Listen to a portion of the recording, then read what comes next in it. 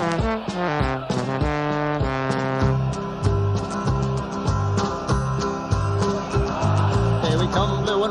we're looking good, you'll be in for a fight, and we fight pretty good. Getting goals is our job, and we get goals good. Looking good, we are Carlisle United. Carlisle United, the team that's on the ball. Carlisle United, the team for one and all. You're looking good, and we're with you all the way. You'll hear us singing every time you play. Hello everyone and welcome to the Brunton Bugle, a podcast focusing on the trials and tribulations of Carlisle United Football Club. From Boca to match winner and Lecoq Sportif to Umbro, we've got it covered.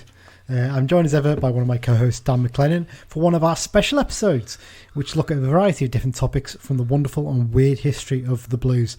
And this one, in case you can guess by the little intro thing there, is going to be something we wanted to do for a while, isn't it, Dan? Really, we've been talking about doing this for ages, and it thankfully we've had a little bit of a gap here, obviously, with the fact that there's no games for pretty much 2 weeks. We've got a chance to record, and we're going to look at the history of Carlisle United home kits. It's a topic we're both interested in, isn't it? Yeah, I mean, as regular listeners probably know, I've been involved with gathering various memorabilia in for the club as part of the Carlisle United Supporters Group's initiative, one of which is kits. Most fans have seen the kits that are displayed at the club. That's still an unfinished work because obviously with what's gone on in the last few months, we've not really had much access for obvious reasons. But no, it's when we talk about kits, and we often get a lot of people mention it, and we've obviously mooted doing this episode for a while, and I've had people sending me messages on my social media saying, when you're doing the kits one, I want to hear about it. You know, so definitely one with, and we actually wrote it about 2 months ago, didn't we? Yeah, it's just been finding the time, and it's just lucky that there's no games for a couple of weeks. We've got a combination of that many games, and we had sort of Christmas and New Year, and then now we've got no games for a couple of weeks. So. Might as well get it done now, haven't we? Yeah. All right, well, let's get straight into it then, Dan. Generally, football kits have sort of evolved, haven't they, down the years? And I was going to write a little bit about the history of football kits themselves at the start of this, but it's so sort of, it's not clear in many ways in the way that football kits developed. I mean, in the early days, you had things like flat caps, didn't you? And they wore sort of long johns and big socks and things like that. They used to have football boots where they were sort of, I think they've almost made a comeback, haven't they, where they're sort of high backed, if you know what I mean. They're almost like, rather than sort of trainers that are sort of converted into boots, they actually are boots, aren't they? The way they've got those ankle protectors on the boots now, also making a comeback in a weird way, the way they used to be. And they used to wear shin pads on the front of their socks as well back in the day as well. It's quite an interesting one. But let's focus then on Carlisle United and our kits. So we're going to take you back to the 19th century, actually, aren't we, to start this off? So we're going to go back into the pre-Carlisle United days, the club that became Carlisle United, Shaddongate United. Something we actually might focus on in another episode, actually, a bit about them as well. But because there's a very interesting book, isn't there, written, I think, is it John Tate that's wrote that book, I think? Yeah. About history of Shaddongate United. It's quite an interesting read. It's well worth getting if you haven't got it. So obviously before the club we know came to be in 1904, there was a precursor club called Shaddongate United who played in the, I think it was the Northern, the Cumberland League, something like that.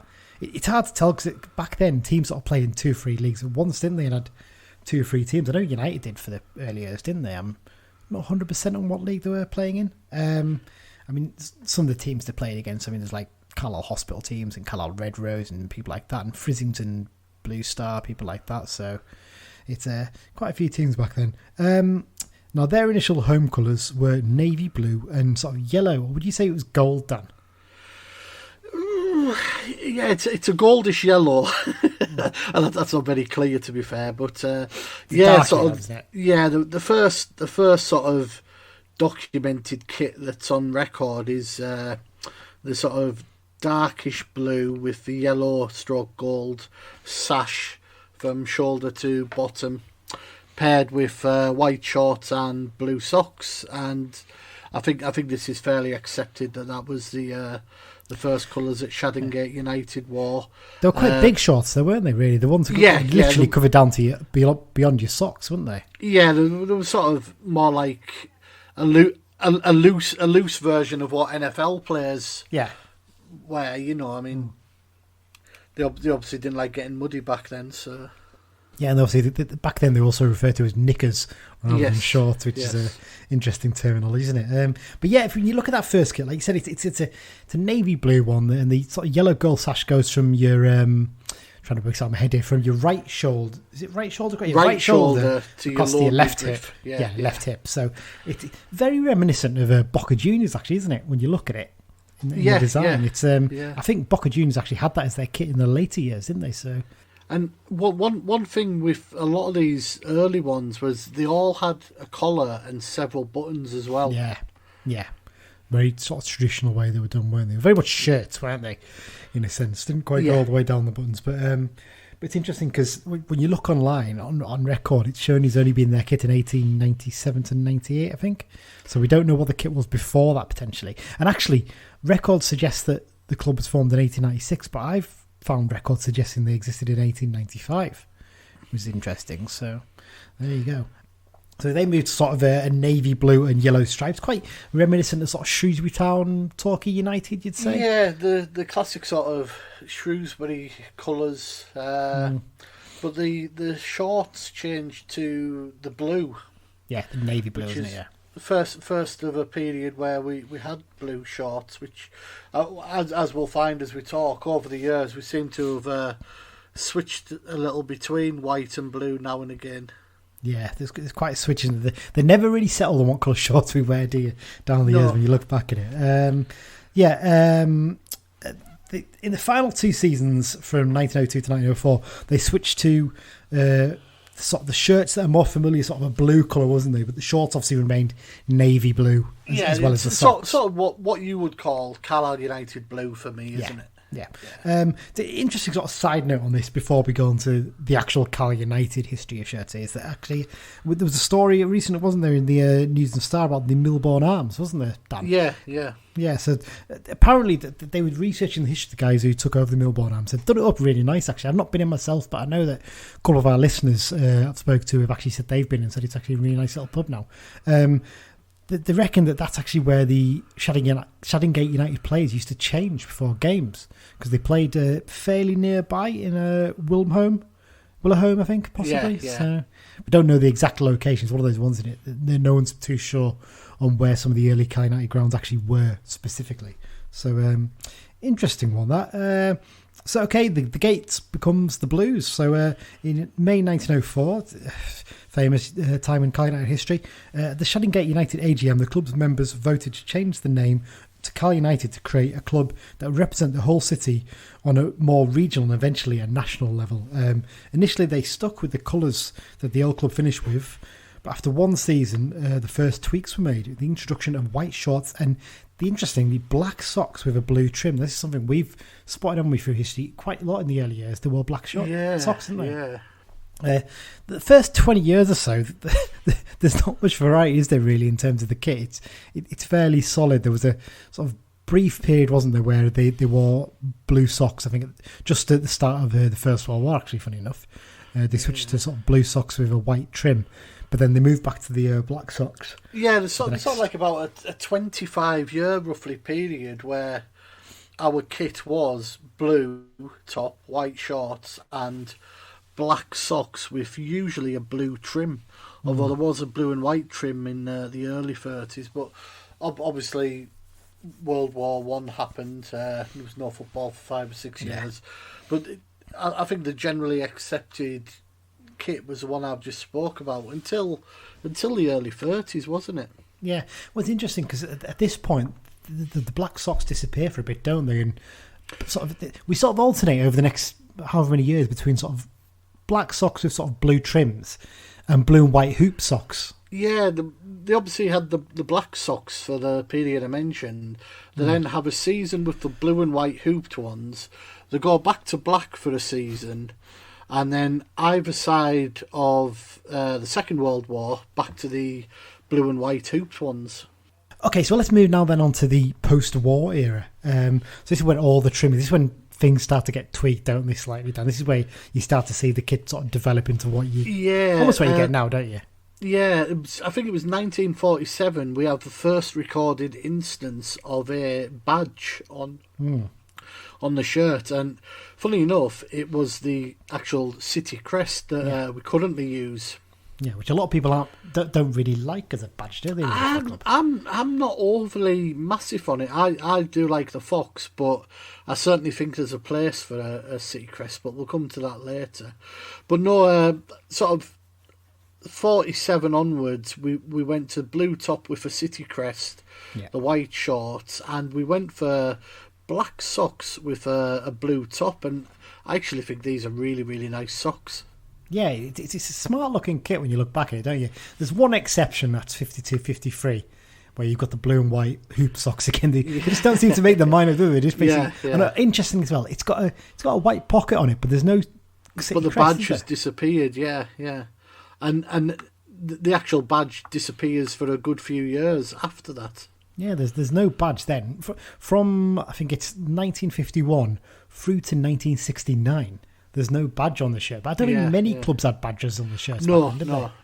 Okay, so bar a few slight tweaks here and there, the kits remained pretty much the same until 1959, when the black socks were dropped in favour of white ones. Interestingly, that's a quite drastic change. One or it? two seasons, yeah. Yeah, but I think the biggest sort of most dramatic and probably the most major change to the kit we've had in our history was in 1961, wasn't it? Indeed, where we went to a blue and white hoop.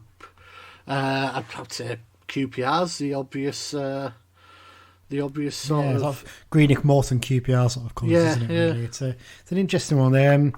There's supposedly a story for this kit, isn't there? I'm sure I've read somewhere that it apparently one of the directors was a big rugby fan, wasn't he? And I think this was a set of rugby kits possibly that he'd donated to the club, I think, and they were used for 2 seasons, but they were not very popular with the fans by all accounts, and they're all very, very traditional. No change there. And basically said we're a team that wears blue shirts, change it back, and eventually they changed it back to the what became quite a sort of, I suppose, it only lasted for those 2 seasons, and they reverted back to that simple blue shirt, I suppose, with white shorts and white socks. We did actually get a promotion wearing that kit. It's our first promotion, wasn't it? First ever 61-62. Yeah, first ever promotion. Out of what was the recently formed Football League 4th Division. We finished 4th, I think it was, that season. I can't remember off the top of my head who won the league. Is that the season we scored an astonishing amount of goals as well? I'm just getting the table up here. We scored...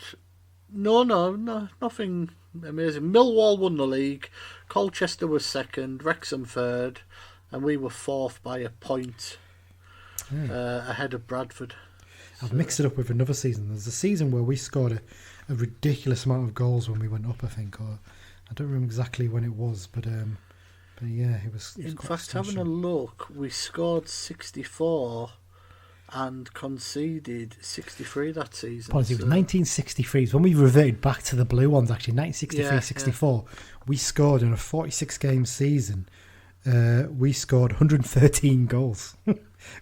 And like the next nearest team was on, I think, 85. So shows you how many goals we scored that season. Incredible.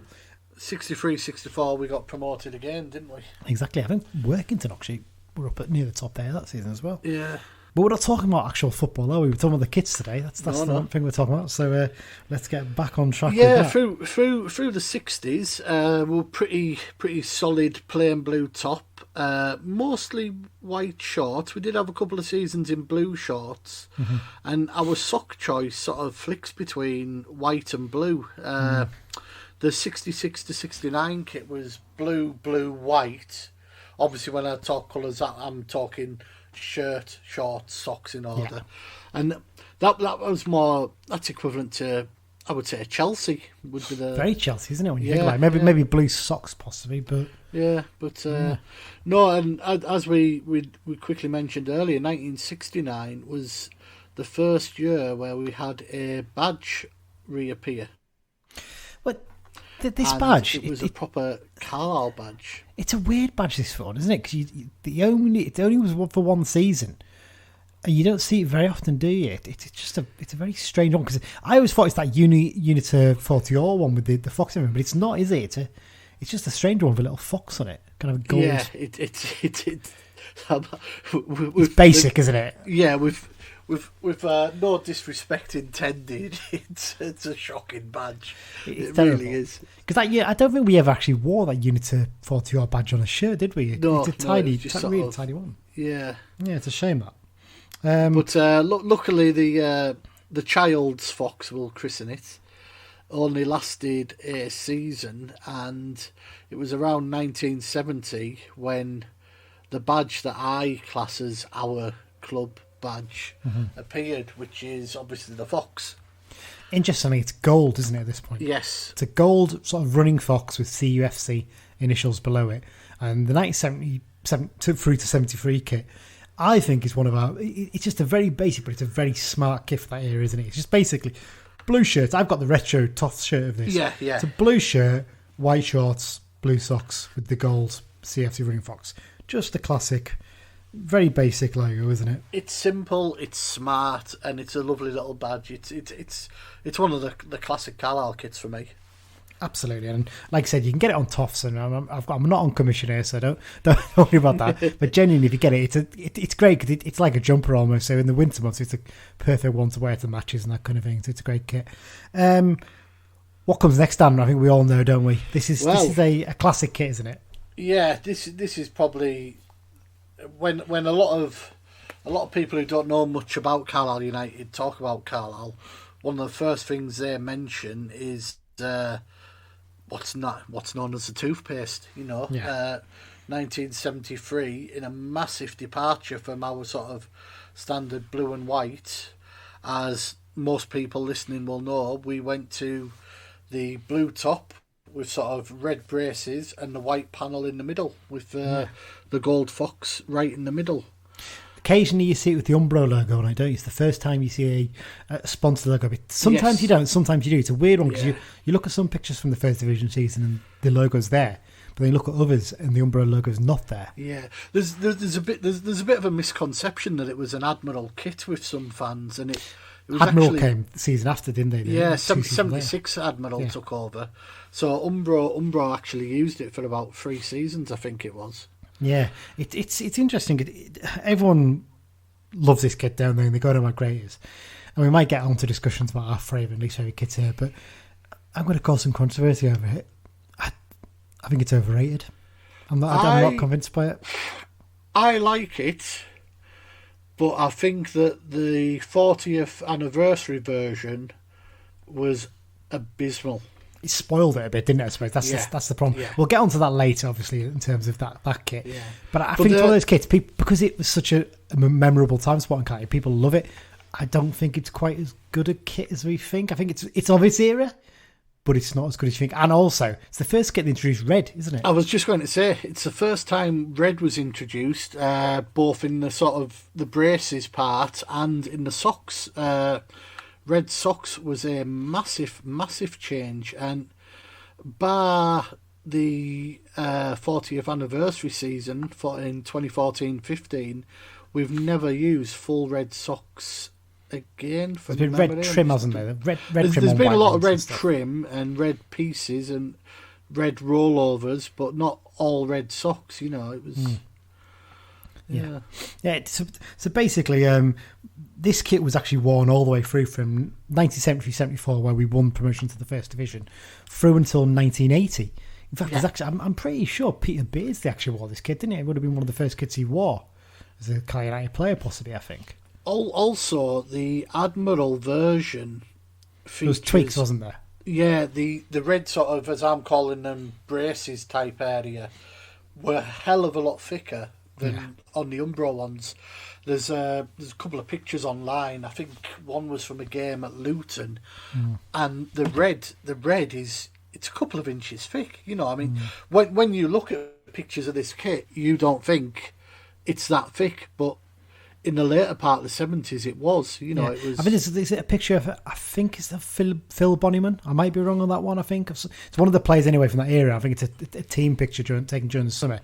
and you can tell when you look at it then just how thick those red braces are. Yeah. It's interesting, isn't it? So, it's remembered for a good era, but it should also be not forgotten the fact that he was also involved in a pretty bad era as we dropped back down the leagues, didn't we? I mean, that kit was kept until 1980, as I mentioned there, briefly worn by Peter Beardsley even. During this period, obviously, the first time we got kit suppliers, obviously Umbro and then Admiral, and that takes us nicely on to the next section. So we're going to take a little break now. We'll come back and we'll just start talking about the 80s when I think kits really first start to become commercialised. I think that's the way to describe it. So we'll be back in just a sec. Shoulder. Haig. Good play. And Poskett. 1H. McCartney and the goalkeeper left looking at each other, wondering who should have taken responsibility. But it was a good piece of play on the right by the fullback Paul Haig. He got round his man on the outside, a deep cross, and Malcolm Poskett, an accomplished striker in those positions, had no difficulty putting it away. Okay, welcome back everyone. We're into part 2 of our special on the history of Carlisle United home kits, and we're going to go into the 80s now, which was, like I said just before the break, it was the start really, not just for United but throughout English football, of a real change in the quality and the design of football kits. You've gone away from those basic, basically bought from a supplier, out of the box sort of kits. They weren't on mass sale where if you bought a football kit from a magazine as a youngster back then, you were basically buying a kit and you'd maybe have to sew the badge on yourself, wouldn't you? They were very standard sort of designs. Almost like, you'll probably remember this, I think the youngsters listening now probably won't, because I'm guessing they get better kit than we did, but the old sort of style PE kits you used to get in secondary school, which was like a rugby shirt, wasn't it, basically? It was that kind of quality is what they used to have, but this is when you started to get the proper decent quality kits. Famously, obviously, the first club in England to feature a sponsor was Kettering, wasn't it? It was Kettering Tyres, I think. Kettering Tyres, from memory, yeah. Yeah, but it basically just said the word Kettering in big letters on the front, didn't they? And they got around it in that way, I think, and putting tyres underneath in small letters. I think the next one after that was Liverpool with Hitachi, I think, possibly. Yeah, they were one of the first. Yes, obviously, kits were made specifically for teams, weren't they, rather than sort of the standard basic stuff for most clubs. Would you argue, Dan, that this is when some of our tidiest home kits came out? Yes, because as I'm about to mention, I'm a massive fan of our mid-80s Umbro numbers. Yeah.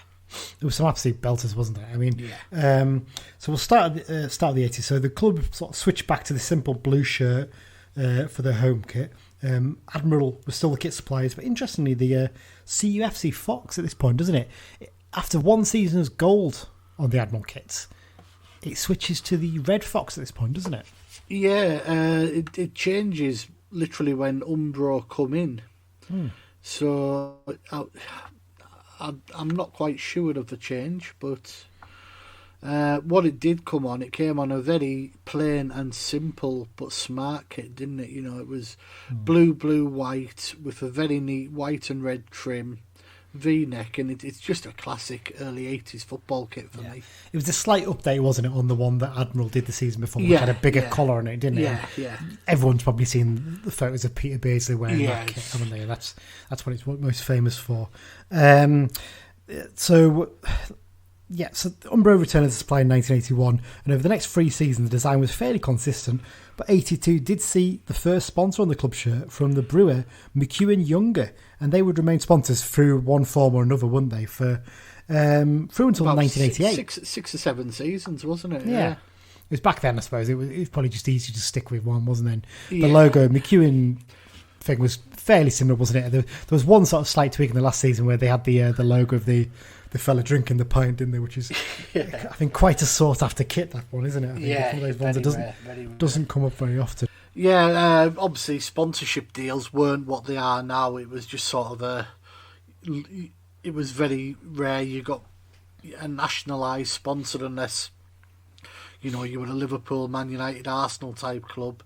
McEwen's Younger was a popular drink around these parts back then, and it obviously made sense to the company to sponsor us. One of the things, isn't it, these days, you look at sponsorship and gambling is prevalent on shirts. I'm always quite happy that we're one of the very few clubs who haven't had a gambling firm as a main sponsor. I know we had, was it scores.co.uk or something like that on the back of the shirt for a couple of seasons.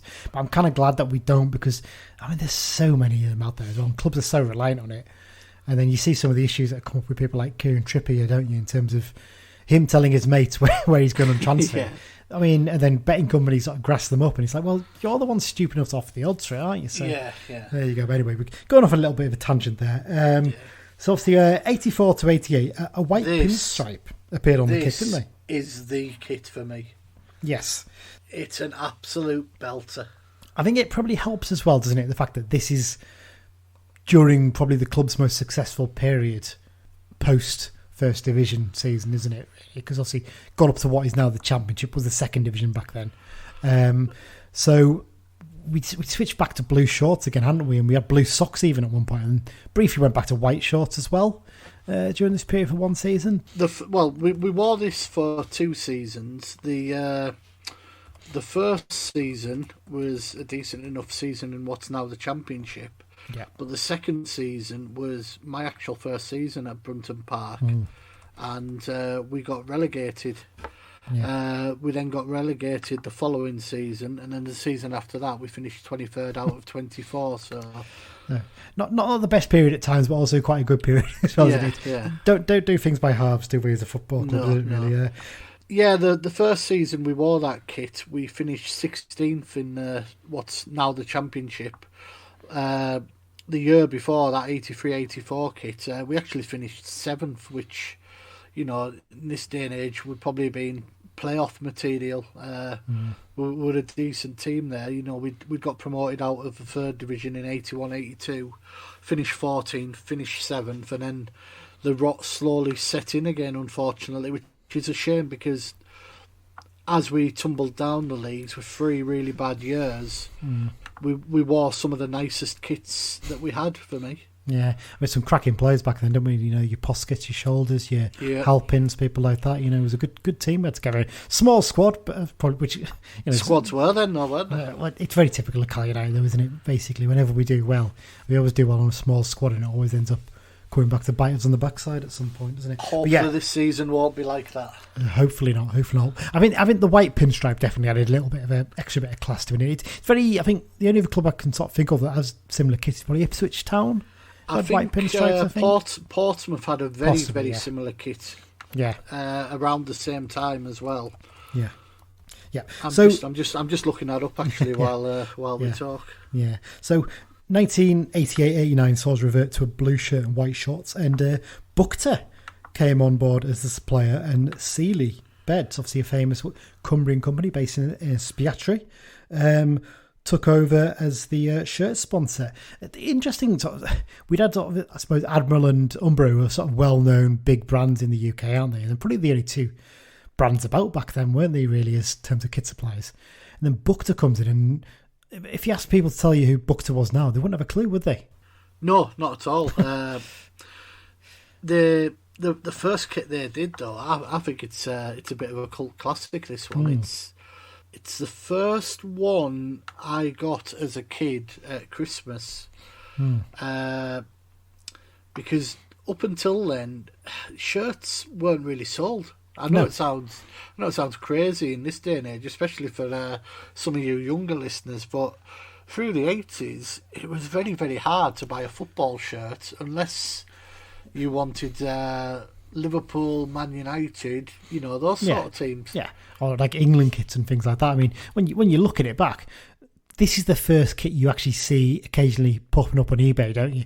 If you go to the ones, they're rarer than the Rockin' Horse shit. You just do not see those kits online. I've only seen one recently, and that was a listener to the show, Martin Howarth. He was posting on the thread we put up on the Be Just and Fair on Facebook group about this. He's got one of them. He's got one of the Umbro era 80s kits pre-sponsor. Sponsor, which, I mean, that's incredibly rare as well, isn't it? You're going back quite a bit then. So, obviously Boca comes in. This is the first sort of time, isn't it, that, like you said, the club start selling shirts in the shops, and it's an interesting one, isn't it? It's sort of like, it's the pinstripe, but it's not a pinstripe, is it? It's done as like almost like diamondized across the shirt, and it does look quite like you say, it's an 80s classic, isn't it? It's very very of its time, isn't it? The first thing I see when I see that kit is the likes of Paul Fitzpatrick and Nigel Saddington. Yeah. That's what that kit equals to me. Nice, lovely memories there, isn't it? Really? Yeah. So Buckter lasted for 2 seasons. Then they were replaced by Ribeiro. Ribeiro did something interesting here in that we obviously go on about the fact that nowadays kits only last for 1 or 2 seasons, don't 1 season usually at the most. Well, that actually happened with Ribeiro, didn't it? When you look back, both their kits only last 1 season each. So the first one is. It's not a great looking kit, is it? The 1991 I'm not a fan season. of this one. It's got a weird sort of fades on it, hasn't it? It's got like white sashes into stripes that fade, and they're very blocky, and it just looks a mess with the sponsor on it, doesn't it? Honestly, you'd think looking back then as a sponsor, you'd surely take one look and say, you can't actually make out who we are. Why have you got it like that? To be fair, I'll be fair to it. It looks better in the flesh than it does in pictures, but it's still not a great kit by any means. Yeah. And you do wonder if at the time we were sponsored by Sealy from Espatria, you do wonder if that's maybe why we changed after the year onto a very plain but smart kit by Ribeiro. Yeah, it's quite the kit for 91-92. Again, not a great season for Carlisle United Football Club, is it? Not at all. It's a smart kit, isn't it? It's not a bad looking kit at all, to be fair. So they obviously only last again for 2 seasons, and then in came Bolton-based firm Match Winner, and they put together. I mean, they're very 90s kits, aren't they? The Match Winner kits, but when you look back at them now, they're not bad looking kits. They're smart, aren't they? I think they're smart. They're different, and they just worked at the time, didn't they? You described them as Larry, didn't you? They're Larry, but they work at the same time. If that makes sense. Yeah, there's a lot going on both of them, but it's done well, I think, personally, and they sort of stand the test of time, I suppose, in a weird sense, and especially the 93 through to 95 one, which obviously famously had the Conway sponsor on it, which changed over 1 season, didn't it? Was it first it had Vauxhall, the word Vauxhall on it? There was Conway Vauxhall and there was Conway, yeah. Yeah, obviously with the Vauxhall logo on both, but the word Vauxhall was only on for the first season. And I think, obviously, this is, other than the toothpaste kit, I think this is the one that most fans remember fondly, don't they?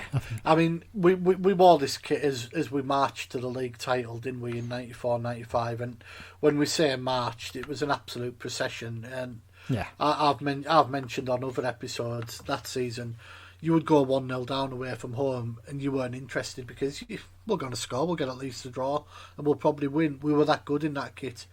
You know, we had Rod Thomas, we had David Reeves, you know. That's the sort of players you remember off this kit, and I think it would be fair to say this kit gets remembered for the league, whereas the deck chair gets remembered for Wembley, obviously. Absolutely, yeah. I think that the combination of the 2 kits is probably the best combination of 2 kits, isn't it, that we've had in our history. I think definitely. Obviously, we're talking about home kits today, but it's one of those ones as well. When you go on eBay, it's difficult because a lot of people love it because remember when they were young, they had the junior kits. Now they want to try and get one the size that fits them now. Yeah. And they go for, I mean, they easily go for 75 quid each at a time. I still haven't got one myself. It's really frustrating. I've got one in the cupboard. It doesn't quite fit, but yeah, I'll never get rid of it. No, it's one of those ones everyone's going to keep hold of. It's a terrific kit. Obviously, that season saw a big upturn in fortunes. Michael Knighton had arrived a few years earlier, and this kit had been so popular. He'd seen how much we'd sold in terms of the deck chair kit and this kit when we went to Wembley. And unsurprisingly, the pound signs appeared in his eyes and thought, this is a great chance for the club to actually make even more money. So what did he do? Didn't go to another supplier, did he? He set up his own company. He launched Red Fox Leisurewear. Yeah. I mean, we all remember all the sort of cartoony Fox t-shirts they used to do as well, didn't they, back then? Yeah. Very fashionable, weren't they? Wouldn't be fashionable now, I think it's fair to say. No, when you look at them. But they were definitely of the time. Yeah. Now, the first season we had Red Fox. Now, I'm never sure if Red Fox was a company maybe that was actually another company doing it, but they just put the Red Fox brand on it. Yeah. Most likely what it was. It was all outsourced, and The first shirt was actually the result of a competition in the News and Star, wasn't it?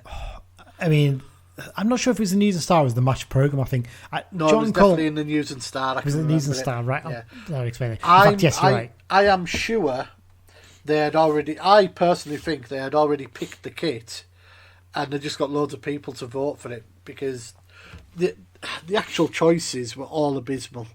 Well, they were all shocking. What I'll do is, John Coleman basically did an article about a couple of years ago where he'd managed to track down the voting they did for the kit and all the designs. We'll put a link up when we tweet the episode. We'll put a link up to the episode. Thanks, John, for sending this over to remind me because I couldn't find it.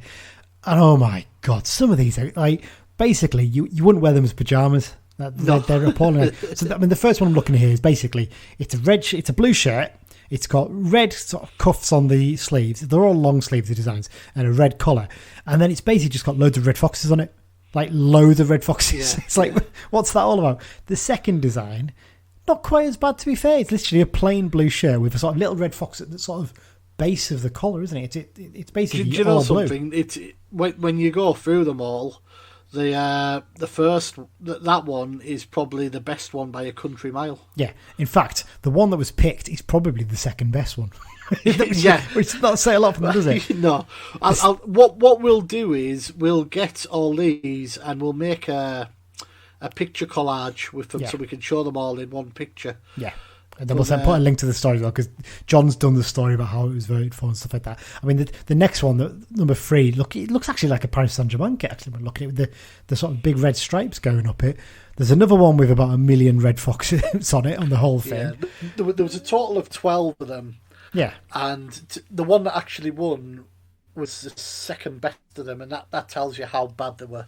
Exactly. It really does. Some of them look like barbershop quartet shirts, don't they? I mean, the one with sort of the white and sort of red wavy stripes going down it and a big red fox over it. I mean, that's bad as well. There's one that's a checkerboard one. The more you look at it, the more you're like, how did someone not sit and look at these kits and think, they're not great, these? There's another one with sort of red sort of diagonal lines in no sort of pattern going over it. Honest to God. Why it lends to my feeling that they'd already decided. And yeah. Fans should never, ever be allowed to vote on football kits. I've said this before, and I'll say it again. Never let fans choose football kits, because they'll always choose the most appalling ones based on history. But obviously, this one came out. I mean, you think, Dan, this is one of our worst shirts ever. I disagree. I think time's been a bit kinder on it than I remember. It's the first kit I ever got myself, to be fair. I've never got the 94-95 one. I got this one for Christmas one year. I quite like it. I know the quality of the material wasn't great, and I know it faded into sort of a weird purpley colour, didn't it, when you washed it? But actually, I think there's worse ones, and we'll get onto them later. But I don't think to be fair to it as well, we did get promoted in it after the relegation, so it does get a little bit of... It did bobble a lot as well. I think that's one issue I had, wasn't it? But it's one of those ones I think a lot of fans do pick it as their worst. I wouldn't say it's my worst. It's one of the worst, but I wouldn't say it's my worst. I think there's worse ones. I think that Sealy one we discussed before is probably as bad, I think. Yeah, At least this one has sort of a clear design to it, at the very least, even if it wasn't a very good design. Okay, so yeah, as you mentioned there, it was the second best of a bad bunch that kit was picked out. First season, though, we saw the Eddie Stobbart logo on there, wasn't it? Or a form of Stobbart logo on the shirt, wasn't it? Yeah, 95 started one of the longest sponsorship continuations in football. What wasn't the longest, though, was it? I think that was Wirral Council with... I think we ended up with 19 years in end, didn't we? Yeah. I think in the end we might have been the longest, but I think Tranmere were the longest for a long period. Yeah. Definitely. They're sponsored by Wirral Borough Council. Yeah. But moving on from that kit, we then had a kit for 3 seasons, which is absolutely unheard of, isn't it? Yeah, you don't see that now. It was quite a smart little kit, this one, I think. I didn't mind it. It's plain, it's all right. The material was a lot better quality as well than the previous Red Fox one. Quite shiny material, though.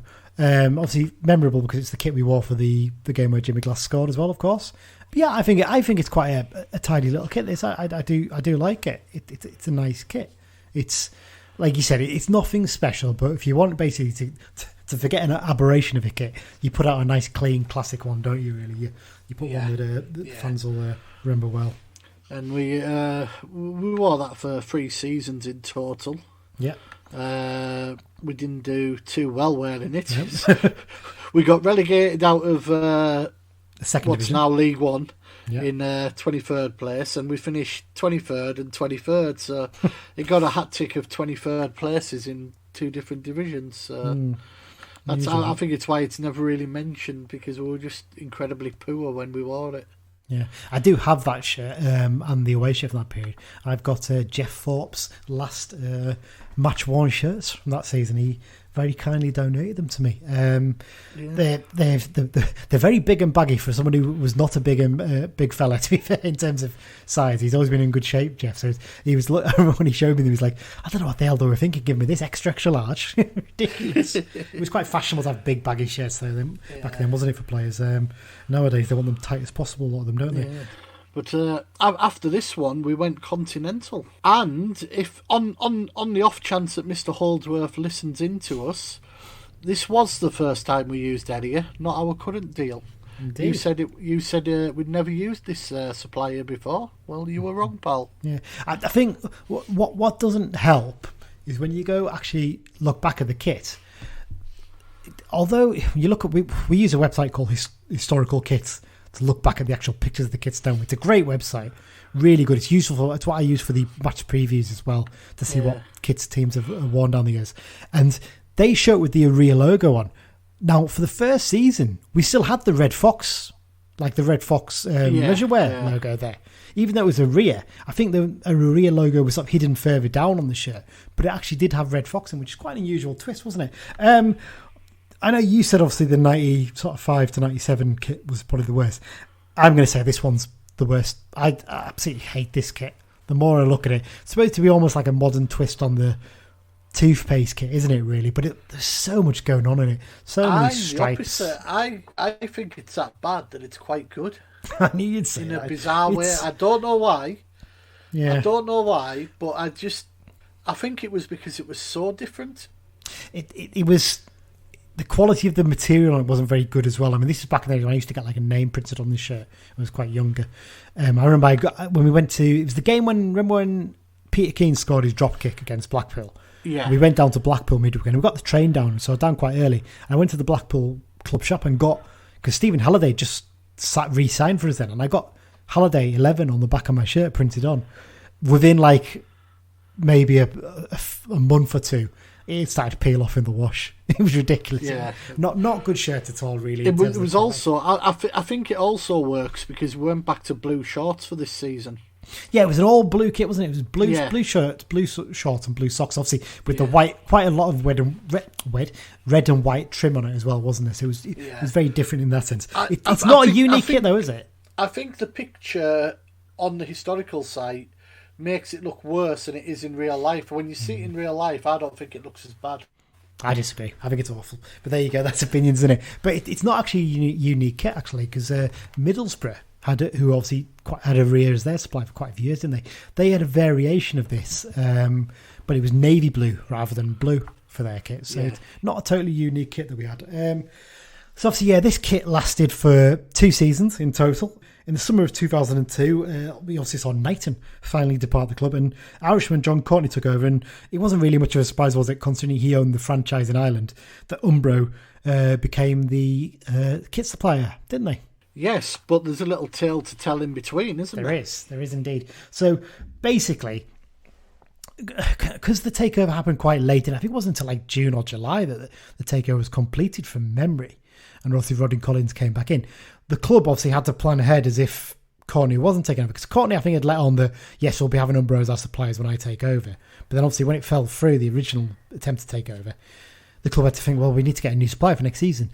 A deal was signed with Zara, wasn't it? So that's XARA. Your company, I think they supply kits to Norwich for a while as well, I think it was. Yeah. Now, I think Darlington as well, actually, I seem to remember they were the kit suppliers for. They did quite a few teams. Or one of these, there was a bit of a burst of manufacturers around these times, wasn't there? Yeah, there was. And You do see this kit appear on eBay occasionally when people have tidies up. Basically, we sort of had a blue and white top, which I'm sure we actually wore it in a friendly, It had white sleeves on it, I know that. Yeah.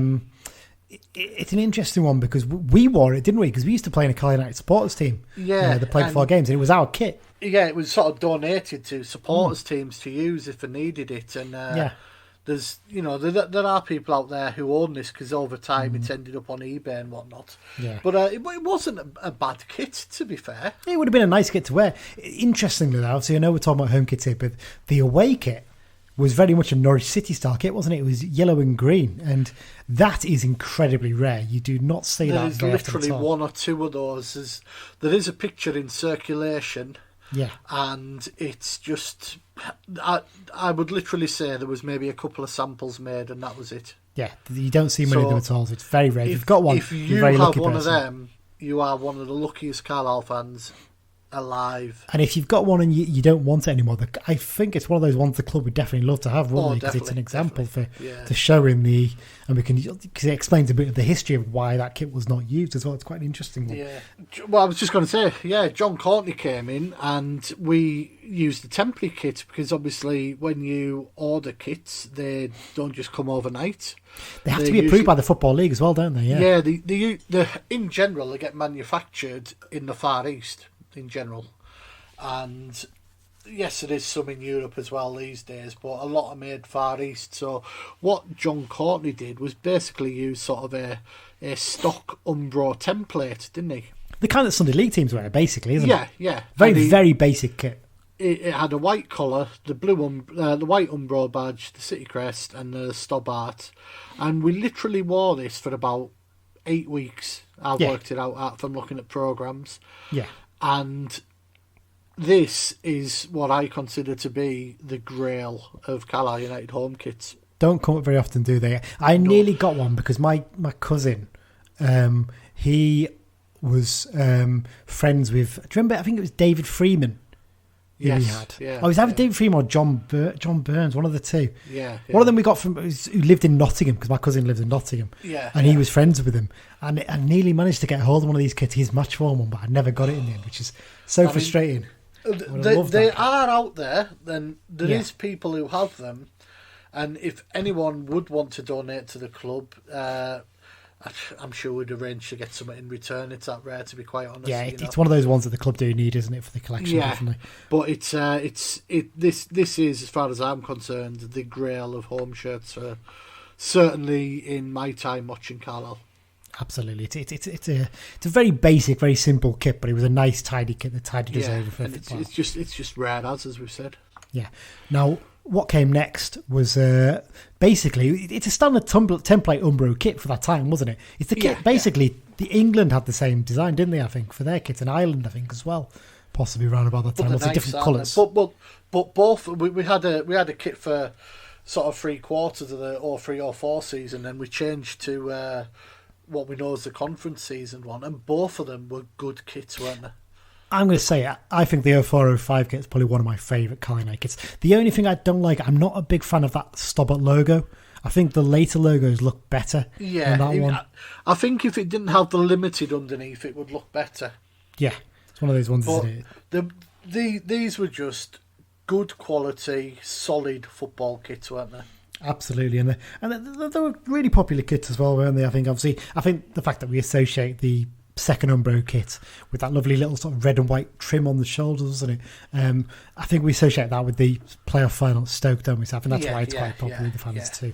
Really nice kits, and I think that brings us up to the end of part 2 here, Dan. I think what we'll do is we'll look at the post conference promotion area next and take a look at some of those kits, and then we'll sort of have a few little discussion points at the end to chat about. So we'll be back in just a sec.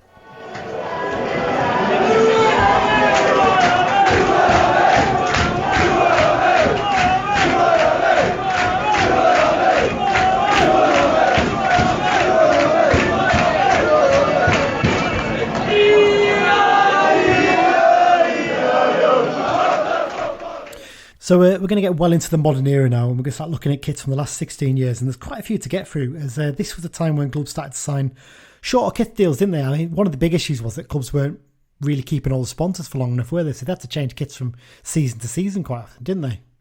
Yeah. This was sort of the last period where we also kept kits for 2 seasons. I know now in the modern day, you get a new home and away kit pretty much every season. 15 years ago, that was classed as crazy. Yeah. I mean, we moved from Umbro to Le Coq Sportif. We had Le Coq Sportif from 05 to 011, so 6 years, but we only had 3 kits, and each did 2 seasons, didn't it? Yeah, and obviously you mentioned we moved to Le Coq Sportif. They produced some really good quality kits, I think, over this period, didn't they? In terms of designs, nice, simple, clean and classic. One slightly different from the rest, but just good kits, weren't they, really? Yeah, I mean, the first one they did had a bit too much white for me, because all the shoulders and sleeves were a lot of white. But the second one they did was, at the time, it was a big, whoa, this is different. And it's a blue one. It's sort of like a modern version of the toothpaste, isn't it? Yeah, would be the fairest description. Yeah, it's an interesting one, isn't it? And I know that one people complain about that first Le Coq Sportif kit was, a lot of people said that, and it is true this, it's quite uncomfortable when it sits on your shoulders. The colour really does scratch on you. That's the one thing, and I can't imagine what it'd be like to play in for the players. It must have been quite irritating. But they probably just cut it out, to be honest. A lot of them would, wouldn't they? They just do what they want to the kits quite often. But no, this second one, when you look at it, it's sort of got like a red line down what would be the left-hand side, and it's got a white band that starts at the short but gets bigger as it comes across the chest to the shoulder. Yeah, and it works for me. It's an unusual design, but it's nice. And I've seen a few people commenting saying the colour wasn't very nice in this. I'll tell you what, the colour was so much more comfortable than the one in the previous Le Coq kit. And you know what? It's a really nice shirt to wear. It's also the fact that the design ran through onto the shorts as well. Yeah, there's not normally your shorts are one colour with a bit of trim. Yeah. Whereas on this, the blue and the white and the red, they all match up on the shorts where they do on the shirt. And it was a unique design as well. That's the big thing for it as well. Yeah. In our history, it's probably one of the few times we've had a design that no other clubs really had. Yeah. It was just for us. So it's quite an unusual one in that sense. But yeah, I mean, I think people like this kit as well, once again, because it was a good, successful period, really, wasn't it? When you think about it, it was 2 seasons. Well, one season where we did really well. Second season, not quite as well, I think it's fair to say. The last Le Coq Sportif offering, that saw a return to white socks, something that would remain in place for 5 years. I like this kit. Again, I think it's a smart kit. It's got a proper collar on it as well for the first time in Le Coq Sportif. First proper collar, actually, when you look back at it, since that temporary Umbro kit. Yeah, it was a proper collar. I've got a friend of mine always described it as being like a good quality rugby league kit. And I can see that actually when I look at it. Yeah, I can see what it means. I mean, even, I know we're not really talking about the away kits today, but even the away kits that we had through the Le Coq era were all good quality. I know the red version of the 09-11 was a lovely kit. These were just good, solid, decently made kits. And, they're probably in the upper reaches of Carlisle kits for me. Yep. The 2011-12 season saw us partner up for the first time with some of the shop-led suppliers. So this is kind of here where these things started to appear, didn't they, Dan, really? You probably know a bit more than me about this sort of stuff, don't you? Yeah, the likes of JD Sports wanted to get in on the... obviously, football kit sales went through the roof around this time. And the likes of JD Sports and Sports Direct started... what they did, really, was they started sort of buying brand names, didn't they? Really, they brands that were, I suppose, previously fashionable but sort of going out of business. They bought Fila, for instance, didn't they? Was the one? Yeah, I mean, I could understand the Carbrini one, which was our first year with them, because Carbrini were a bit of a lower end sportswear manufacturer. I think it was their own brand, wasn't it? Really? Yeah, it was their sort of own in-house operation, and they moved to football kits, and they signed up a hell of a lot of teams in the lower Bournemouth, divisions. Didn't they? I think they got Bournemouth and a few. There was a lot of teams, and To be honest, the Carbrini kit isn't terrible. If you take away the big C's on the sleeves, it's not a bad kit. They weren't bad kits at all, to be honest. I mean, the material was a bit different. It was quite a sort of slightly thicker and sort of heavy, not maybe heavy material, but I thought it was an all right kit, and interestingly a red colour, and it wasn't the first time we'd done that. This is one of the times where the red collar works. I think it just gives it that little. It's the only bit of red on the kit apart from on the badge and sponsor area. When you look at this kit, you think of Lee Miller, don't you, and people like that, don't you? And it was a decent team back then as well, which does help things. So obviously Cabrini was for one season under the JD Sports deal. Then it was Fila that took over, wasn't it? Now, this is an interesting kit, isn't it? The first one they did. It's one that, again, I think divides, but I don't think a lot of people hate the design, but I think a lot of people, it divided them because it's the first time the blue went from a fairly solid sort of different shades of a royal blue to a navy blue, wasn't it? Yeah, it was it's a lot darker in real life than it looks on pictures for me, this blue, and it's not really a Carlisle blue for me. It's interesting. So it's sort of a navy blue with a sort of red sash, similar to the way the Shaddongate one was done. Kit, yeah. So it goes across from the right shoulder down to the left hip. Now, when you look at the classic, the historical football kits website, the Stobbart logo looks quite good in it. The way the logo's done on this shirt spoiled it for me, and that's the only thing that spoiled it. If that Stobbart logo had been done properly on it, I think this would have been one of the smartest kits we've had in quite a while. But what they did, they put like basically a piece of material over the kit, and it just looks rubbish, and it's a real shame because I genuinely think it was a brave move to make a big change, particularly to change the colour. But I think it was a smart kit, and I liked it.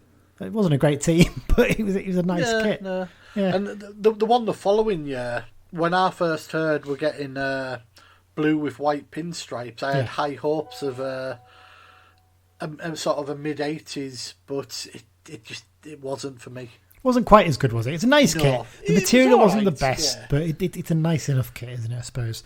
So yeah, then solid enough for the JD period, I think. It lasted, 3 years? 3 seasons? The JD period are better than the Sondico period for me. Oh, just let's get started on this one then. So, obviously, we moved from one shop-led supplier to another, and it was Sondico, owned by Sports Direct, Mike Ashley, one of the many brands he bought out and just piles high and sells cheap in his shops.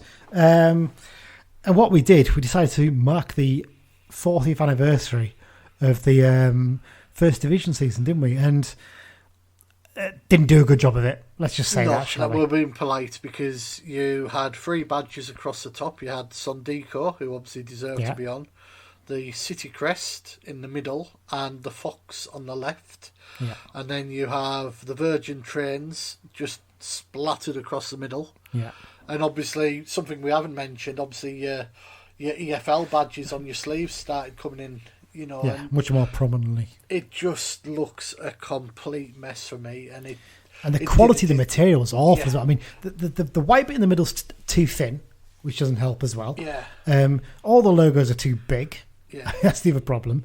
And like the material, I can't begin to describe. It basically was just like a printed. It's when you go abroad and you go to like Portugal or Spain, and you see or Greece, the snide shirt, with snide Figo tops, 7 on the back. Yeah, on the back. Yeah. That was the kind of quality of the print on the shirt. It was awful, and to make it even worse, sweatshop shirts, weren't they? Oh, they were absolutely shocking. And the worst thing is as well is they didn't go on sale until late into the season. The team only just got their kits in time for the first game, didn't they? Because I'm sure we played most of pre-season using the previous season's kit because it hadn't arrived yet. Which, in fact, have I got a memory, or did we wear the training kit for a few of those pre-season games? Possibly, yeah. And it was also the only other time we wore red socks. Yes, indeed, as you mentioned that. And obviously also as well, the promo picture that was taken for this, with, I think it was Mark Gillespie in the keeper kit, Billy Painter in the yellow away kit, and Paul Furwell in the home kit, is the photo from the famous tattoo that we saw, isn't it? Yeah. In the pub, so... Still not tracked him down. One day we'll find that person, and we'll get him on, have a quick chat with him. So yeah, it's just a mess of a kit. The next two are just. That's all I can say about them. They're just not good kits. I mean, I still can't work out. I think 15-16 is trying to sort of incorporate the Virgin logo. yeah, and But you know what? it fails badly. When you look at it on the historical kits website, it doesn't look too bad actually. It looks better than it does in the actual kit itself. The actual kit itself is not great. It had and as well as that, it had a weird sort of the label bit on the back above you, where you know all the details of the size and stuff, was a weird bit of attached material. It wasn't printed onto the actual shirt. It was a weird attachment, and it used to flap up over the back of your shoulder onto your back. So it looked like there was a bit sticking out. It was just shoddily designed, shoddily put together. The 16-17 one, slight improvement, but again, just cheap printed stuff. It wasn't great quality. And suffice to say, come 2017, the summer of 2017, pretty much everyone was glad to see the back of Sondico, weren't they? Not good kit at all. Yeah, that that third one with sort of the disappearing sash, it's something or nothing. Yeah, I genuinely say that until this point, I would have said Urea were the poorest supplier we'd had. But actually, we'll get onto that in a minute. Obviously, the newer kit's a bit better. This one, the Sondico easily took over as the worst supplier we've had. Okay, so obviously, there you go. Sondico, bye-bye 2017. In comes Umbro for, I think, is it the fourth spell they had? Because obviously they had the first division seasons, 80s, the Courtney era, and obviously now. So, not a bad little thing, was it really? Although we must add, though, that the Courtney Umbro wasn't UK Umbro, it was because John Courtney had the Irish license. It was Irish Umbro. It still was Umbro. It's still Umbro, but yeah. It basically meant we got more money from the club, the shirt sales when we had under Courtney, I suppose. But there you go. Yeah. Now, I quite like this first Umbro design. I know a lot of people don't, but I think it was just. I liked it. It probably does look a little bit more like a training kit, maybe. But I think it was nice. It was a unique design, something different, wasn't it? Yeah, when I first saw it, the first thing I thought was, that's a training kit that's been made into a first team kit. I think it looks good, and I don't mind it sort of fading from the darker sort of blue into the proper Carlisle blue and the Umbro sort of diamonds going up. I think it was an alright kit, personally. But I know some people don't. I think some people, I don't know what some people expected from it, really. I think they were expecting a bit more, maybe. It was also, was this one also delayed, or was it the summer after? I think they both were, possibly. I think possibly. I think there was some issues possibly with the thing. I can't remember exactly, but smart enough kits, you know. I think they were all right. You know, that first one, the second one, the sizing on the second one's a little bit unusual. I found when I got mine. But I thought this was quite a smart, solid kit. This, I think what would have improved 18, it was 19. They did the Umbro logo things down the shoulders, didn't they, to the sleeves? Yeah. But they used sort of a navy blue sort of thing. I think that would have been smart if it'd been white Umbro logo, so you actually could see that was sort of, Umbro did that on nearly every kit they did for that season as well. Yeah, they did. Yeah, smart kids. kids. Likes of Bournemouth, etc. were using it. And some of the training gear as well from Umbro was very smart. Some of it wasn't quite as good. Some of it was poorer quality, but some smart stuff, some smart jackets especially. But there you go. And obviously we're up to the modern day now, so we've returned to Urea. As I've said before, this is a huge improvement what they did first time around. I think they're a much better supplier nowadays than they were back then. First kit, I'm not sure about the light blue trims to it, but it's a solid enough kit. And once again, their sizing's all over the shop, but I think it always has been, hasn't it? The current kit, I really like. I think it's a really smart kit. I don't know about you, but I'm not so keen on this season's. It is 2 shades of blue, which I'm not a massive fan of. It's a reverse of France's 2018 World Cup kit. They had a navy blue top but light blue sleeves, so it's sort of switch around from that. I think in terms of doing something a little bit different but still keeping your core colours and everything, I think it's a good kit. I'm just not as tickled by it. No, not a big fan. No. Oh well, there you go. so it's just to me. Yeah, we've had worse kits, haven't we? Oh yeah, we've had worse. Okay, well then I think we've gone through all the history of the kits. So let's get on to some of the discussion points we were going to discuss here. So first up, what are Carlisle United's official colours? Blue, white, blue? Blue, white, blue. But you could certainly argue that because we wore black so much early in our early days, that black could be it. Black socks, you could argue it, eh? Yeah, there's a strong argument for that. I think it would be nice to maybe bring back the black socks just as something as a sort of nod to the previous years, maybe, and just to make it differentiate us from other clubs possibly, because there's not many other clubs that wear black socks, are they? I think in terms of a team that wears blue kit at least anyway. So I think I'd like to see the things come back. I definitely agree white shorts and a blue shirt. Not sure in terms of red socks. I don't really like them in there. I know your thoughts are on that, but yeah, I'm generally a fan of the white socks really rather than the blue. But black socks, I think, worth a go at some point maybe. This is the one that gets all us talking, doesn't it? Is red a Carlisle United colour? Well, that's a big question, because for 70-ish years it wasn't. And you would probably argue that if we hadn't got to Division 1 wearing a kit with a lot of red in, it probably wouldn't be. No. I personally think a sort of yellow or gold is more of our colour. I think personally I prefer the yellow sort of gold trims and stuff like that. But then that's a very Leicester City colour, isn't it? I think they've used gold trim down the years. Yeah. So it's one of these ones you almost want to try and be unique, don't you? And there's not many colours you do have the red trim go with the blue. So and Portsmouth do, I suppose. But it's a difficult one, isn't it? You want to try and be unique, don't you? As a club. Yeah. But it's pretty difficult when when there's issues there. Right, come on then. Favourite all-time Carlisle kit. Let's get it out there. For me, as I've already said, it's the Umbro 84-86. Okay, well, I'm only going to pick ones from when I've been following Carlisle United. Okay? That's fair enough. I'm going to give you a top three here, rather than just a one, because I'm struggling a bit. So, at number 3, I'm going to go with that 04-05 one, the Umbro conference season kit. I think it's just a classic kit. It's a lovely material, lovely feel to it as well. It's a nice one to wear. I don't know where mine is gone. It's really annoying. I need to get another one off eBay. But I really like that kit, so I'm going to go with that one there.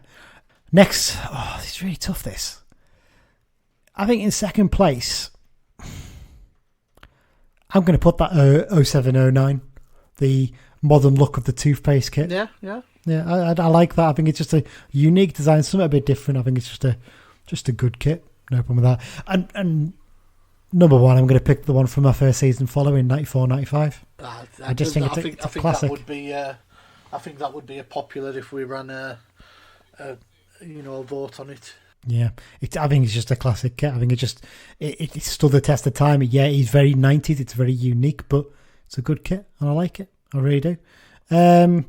Okay, then go on. Let's have the worst then.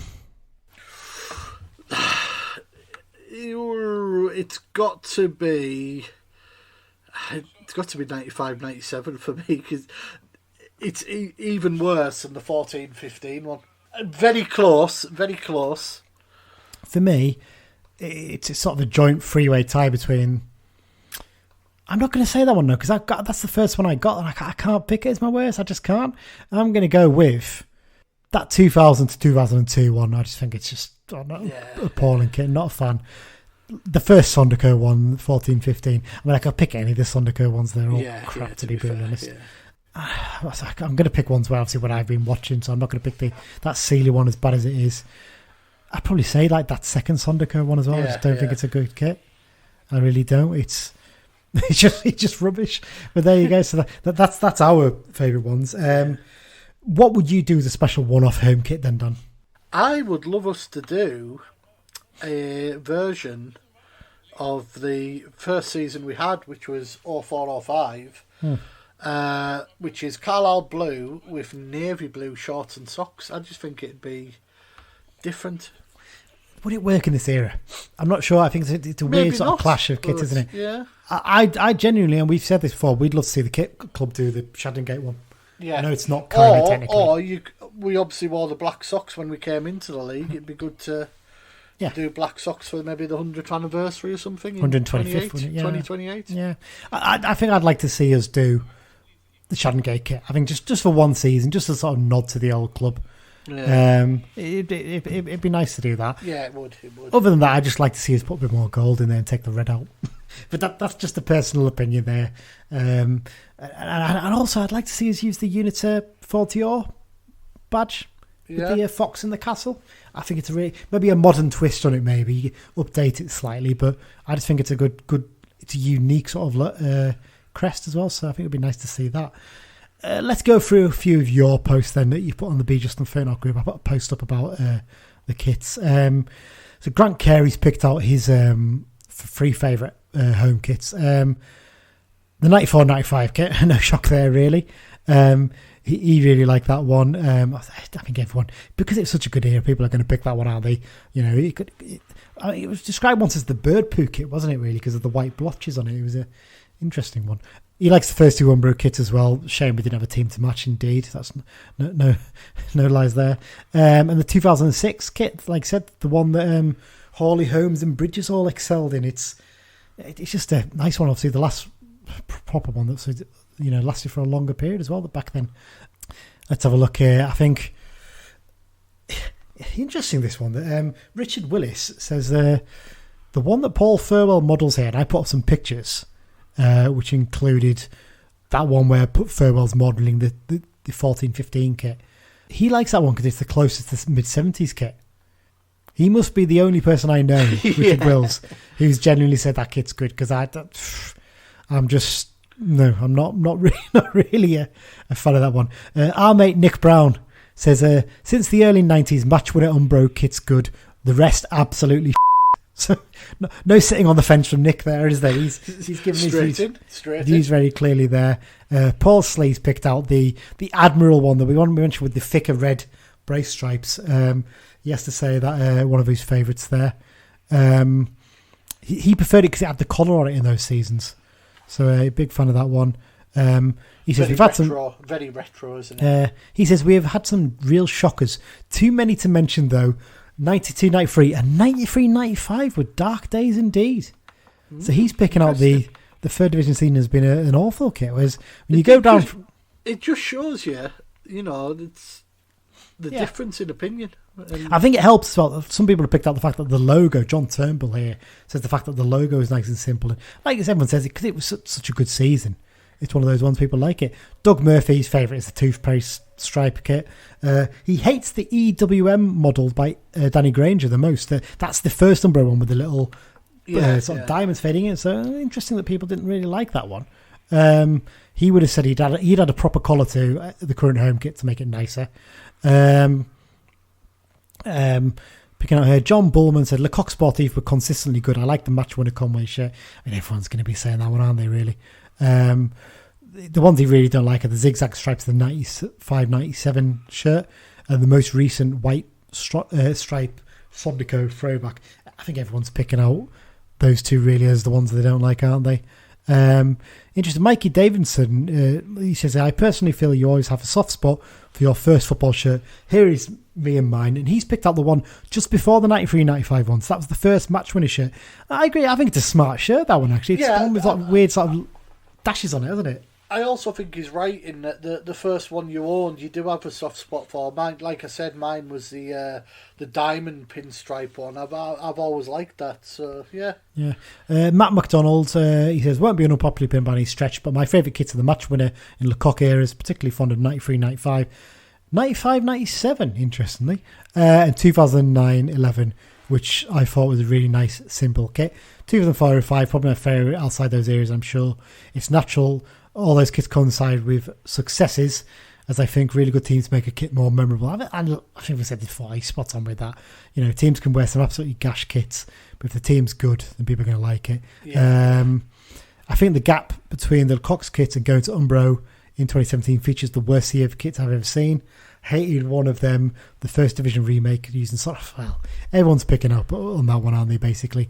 Martin Howarth is picking out the Buchter kits and the Ribeiro kits, the ones he really wants, desperate for those. Looking through here, Mike Edgar says the 94-95 is the one that he'd love to own that fits. I think like many of us, we'd love one of those that actually fits us these days. Unpopular one, he really liked the 12-13 kit with the red sash. So there you go, not many people say that. Picking through, basically people are just picking the kits from the seasons they liked it. And Chris Gibson, he's picked out McEwen's kit for me. First Carlisle kit was our strip, and always reminds me of the Halpin, Poskett and Bishop era. no surprise there. I would say that wide selection just shows that when it comes to kits, it really is different strokes for different folks. Exactly that. I just wanted to get a cheesy saying in there. Dear, oh dear. There you go. That's it, Dan, I think. We've gone through the history of those kits there. We've picked out the bits we like. We're going to be campaigning for that Shaddongate United kit. We're going to be campaigning for the black stocks. And we're going to secretly on the slide try and get the red, if we can, out of the kit in the future. I don't think we're going to manage that one. I think it's there to stay now. It's very much there to stay.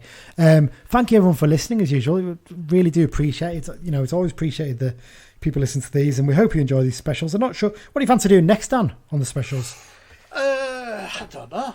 Should we do one picking out a few little interesting history stories about going back into the very distant past of Carlisle United? I'll do a bit of Who Do You Think You Are? Maybe we'll go back into the past on a couple of players. I've got some stories to tell there, so we'll do that in the near future. We have got scribbled ideas down. We'll get a few worked out. But if you've got anything you wanted to discuss, send them in. Always send them in. Yeah, you can get in contact with us in the usual places, on Twitter @Brunton Bugle, or by email to bruntonbugle@gmail.com.